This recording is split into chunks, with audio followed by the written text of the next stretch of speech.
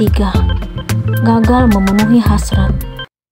Sudah 3 hari lamanya, badanku terasa tidak fit. Mungkin karena cuaca yang tidak menentu, yang kadang cerah dan tiba-tiba hujan. Begitulah perubahan cuaca yang terjadi akhir-akhir ini. Aku demam dan batuk, hingga hampir semua makanan yang aku konsumsi berubah menjadi hambar. Lidahku terasa pahit, tetapi perut sangat lapar. Setiap ingin makan, kerongkongan tidak menerima. Siang ini jam istirahat kantor, Mas Anjas memilih makan di rumah. Dia ingin menemaniku makan siang. Dia berusaha agar nasi yang kumakan berhasil masuk ke perut dan tidak berakhir dengan muntahan. Dia sangat pengertian, hingga melakukan berbagai cara supaya istrinya cepat sembuh. Dia menyuapiku sambil bercerita tentang masa-masa kuliah. Akhirnya, aku terlena dengan ceritanya. Nasi pun dengan mudah masuk ke dalam perutku. 1 suap lagi, Dek. Aku kaget melihat piring yang hampir kosong. Aku makan sebanyak itu, Mas? Tanyaku heran.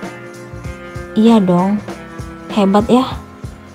Mas curang nih, sengaja ngajak ngobrol supaya makannya habis. Yang penting kamu harus cepat sehat, Dek. Kamu capek ya, Mas, ngurusin aku. Kok ngomongnya gitu sih, Dek? Aku gak mau kalau kamu sakit, karena sehat itu lebih nikmat. Iya deh, Mas, maaf. Lagian, aku masih nunggu kewajiban kamu. Apa, Mas? Yang sudah beberapa kali tertunda. Aku diingatkan lagi dengan hal itu. Iya, Mas, aku ingat. Cepat sembuh ya. Aku udah menunggu nih. Baik, Mas. BTW, aku balik ke kantor ya, Dek. Kamu istirahat. Assalamualaikum. Iya, Mas. Jangan lupa kunci pintunya. Waalaikumsalam. Mas Anjas akhirnya beranjak kembali ke kantor untuk melanjutkan pekerjaannya. 3 bulan setelah pernikahan kami, malam ini aku benar-benar sudah mengumpulkan kekuatan dan keberanian untuk memberitahukan yang sebenarnya kepada Mas Anjas. Mas, aku mau ngomong jujur sama kamu. Kami kini merebahkan diri di tempat tidur. Aku menyandarkan kepala ke dadanya yang bidang. Mau ngomong apa, Dek? Aku mau cerita tentang alasanku yang sebenarnya hingga kita harus menunda hasrat yang seharusnya sudah kita laksanakan. Aku akan selalu siap untuk mendengarkan ceritamu, Dek.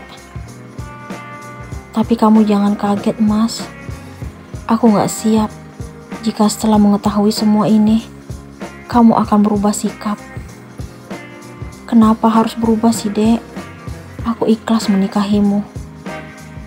Aku dengan penuh keberanian akhirnya menceritakan semua tentang masa laluku kepadanya. Dia sangat tenang mendengarkan penjelasanku. Aku bercerita dengan isakan tangis dan linangan air mata. Aku sudah pasrah dengan apa yang akan dia lakukan setelah mendengar pengakuanku. Aku sudah lama menanti-nantikan hal ini tiba, di mana aku akan mengatakan tentang derita masa laluku. Walaupun berat dan sesak, tetapi kejujuranlah yang membuat hatiku menjadi tenang. Hatiku sangat lega dan bangga setelah menceritakan semuanya. Namun, sikap dan wajahnya tidak berubah sama sekali. Dia tetap tenang memandangi wajahku.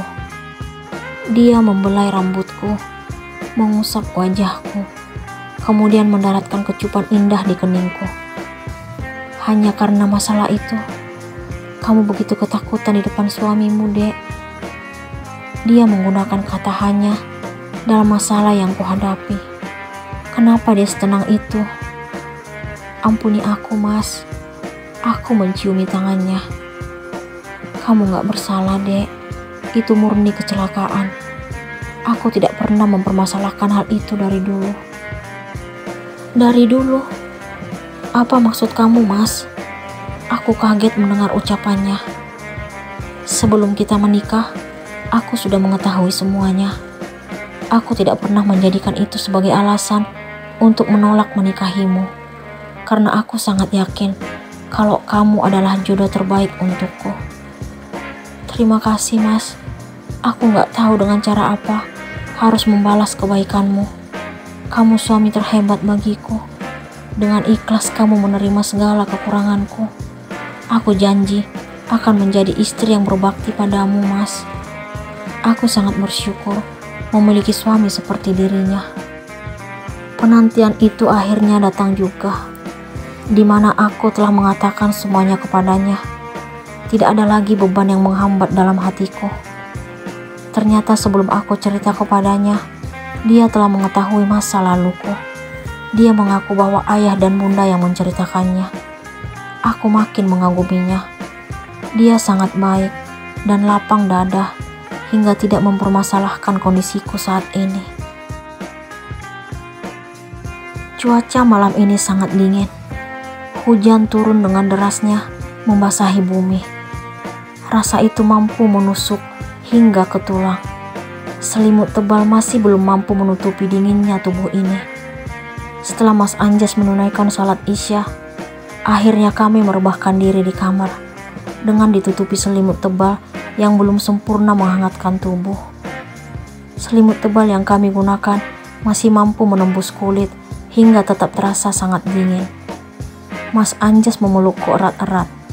Dia berharap bahwa pelukan mampu mengurangi rasa dingin yang makin mencekam. Dia memegang kedua pipiku. Dia mendekatkan wajahnya, lalu mendaratkan ciuman di bibirku. Aku tidak diam, tetapi juga membalasnya. Aksinya tidak berhenti sampai di situ.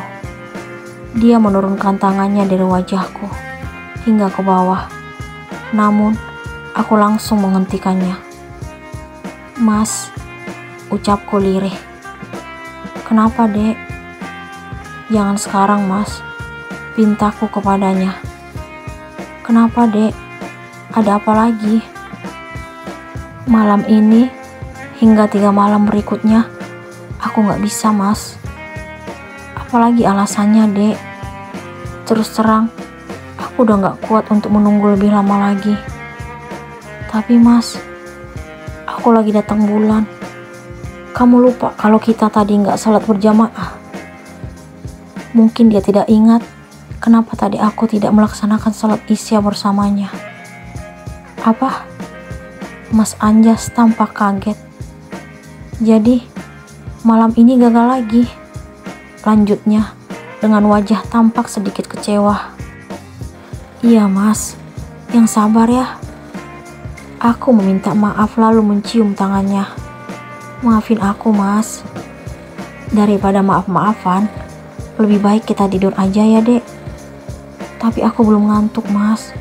Masih pengen cerita-cerita." "Kita tidur aja ya." Dia membujukku. Akhirnya, dia memelukku sambil mencoba memejamkan matanya. Aku memandangi wajahnya.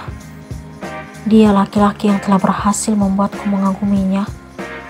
Dia suami pilihan dan idaman bagiku.